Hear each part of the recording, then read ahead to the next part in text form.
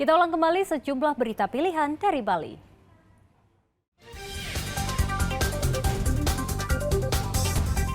Gara-gara suara knalpot bising, 3 pria menganiaya tetangganya hingga mengalami luka serius.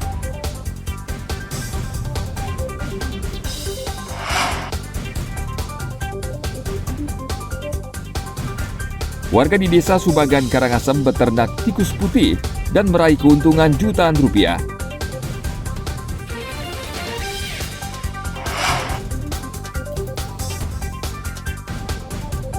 Sebuah warung di Denpasar menjual rujak dengan cita rasa unik yang disebut rujak banci.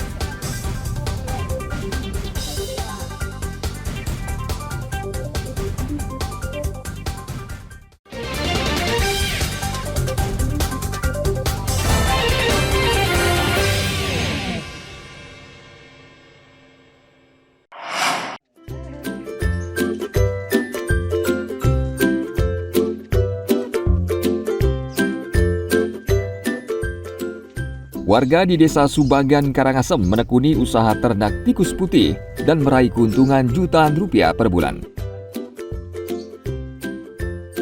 Gusti Gede Jelantik awalnya bekerja di sektor pariwisata, namun dia berhenti bekerja saat COVID-19 melanda. Gusti kemudian melanjutkan bisnis ternak tikus putih yang telah dirintis ayahnya sejak 3 tahun lalu. Perawatan dan pakan untuk tikus putih ini cukup mudah dan murah. Tikus hanya diberi nasi atau makanan sisa yang dicampur dengan konsentrat kemasan.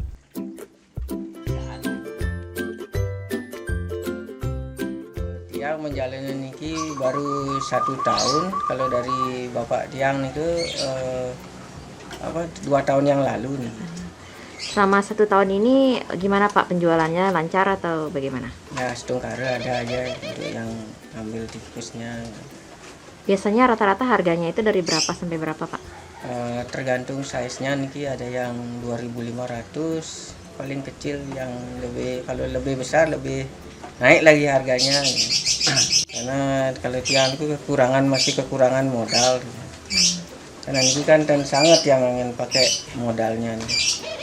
Tergantung gininya tikusnya beranak nih, kalau musim dingin tuh agak lebih banyak dia beranak, lebih banyak kita ngirimnya gitu. Kalau musim agak panas gitu enggak begitu dia beranak. Berapa Pak sekali kirim itu, berapa ekor? Kalau bulan yang lalu itu sekali kirim itu minimal rata-rata 300. Tikus putih biasanya dibeli pecinta reptil untuk makanan ular peliharaan. Dalam sebulan, Gusti Jelantik menjual hingga 600 ekor tikus dengan harga mulai Rp2.000 per ekor. Permintaannya cenderung meningkat karena jumlah peternak tikus putih masih tergolong sedikit. Tim Liputan melaporkan dari Kabupaten Karangasem.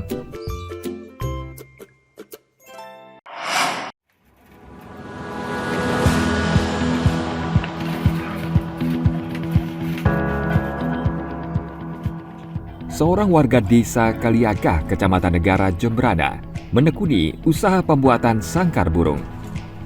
Usaha ini telah ditekuni Ketut Sukarma sejak 4 tahun lalu. Bisnis ini berawal dari hobinya memelihara dan mengembangbiakan burung perkutut. Kini Ketut sanggup membuat sangkar burung perkutut, merpati, dan sangkar berbentuk kotak. Dalam sehari, ia bisa membuat 2 sangkar burung. Motivasi saya membuat sangkar ini adalah sebenarnya biar tidak terus-menerus ketergantungan sama pengrajin lain, kan seperti itu. Jadi saya ingin bermotivasi berkompetisi lah sama teman-teman pengrajin, kan seperti itu. Jadi saya juga ingin nanti belajar dari yang lain juga gitu, biar lebih baik lah hasil karyanya, kan seperti itu. Cara pembuatannya dulu saya beli Pak, beli dulu sangkar dari teman gitu, karena saya penasaran pingin bisa juga membuat sangkar seperti beliaunya itu. Terpaksa saya menjiplak ya gitu, mengukur sangkarnya beliaunya itu gitu. Akhirnya ya seperti inilah hasilnya gitu. Di samping itu juga saya minta bimbingan dari beliaunya juga seperti itu. Bahan baku rotan diperoleh Ketut dari Denpasar dengan harga Rp75.000 per kilogram. Satu sangkar burung dijual mulai Rp75.000 hingga Rp250.000. Dari usahanya ini, Ketut mendapat penghasilan jutaan rupiah setiap bulan. Tim Liputan melaporkan dari Jemberana.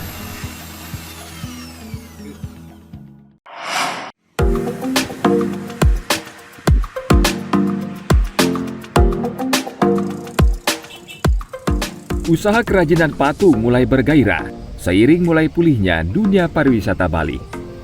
Salah satunya usaha kerajinan patung berbahan beton di wilayah Kerobokan, Badung. Usaha milik Ketut Putrayasa ini membuat aneka patung sesuai pesanan pembeli. Pesanan patung selama ini datang dari berbagai negara, mulai Uni Emirat Arab, Eropa hingga Amerika Serikat. Kalau ini salah satu patung terbuat dari logam, ini termasuk patung modern ya, yang saya buat karena tekniknya beda dengan teknik pembuatan dari patung konvensional. Kan kalau patung konvensional kan tekniknya dia memahat, jadi itu pun biasanya menggunakan logam pakai medium kayu gitu. Tapi kalau saya kan menggunakan teknik las dan dikenteng gitu, teknik modern.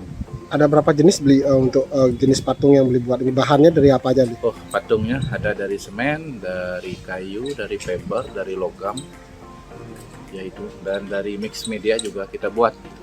Hampir semua bahan yang bisa dipadu bisa, ini. ya. Dari sekian ini yang bagaimana diminati beli bahan yang seperti apa diminati khususnya ke pasar mancanegara? Kalau ke mancanegara itu banyak kan model-model kayak water fountain itu, kayak patung Buddha itu banyak ya, kepala-kepala Buddha itu banyak. Dan ada juga beberapa patung-patung model ini juga, tergantung kebutuhan. Kalau di luar itu lebih banyak ke garden ya, untuk penunjang pelengkap aksesoris garden. Waktu pembuatan patung bervariasi, tergantung bentuk, ukuran, serta kerumitannya. Patung Buddha selama ini paling banyak diminati pembeli dari mancanegara. Patung karya Ketut Putra dijual mulai dari harga jutaan hingga ratusan juta rupiah per patung. Agung Gede Agung melaporkan dari Badung.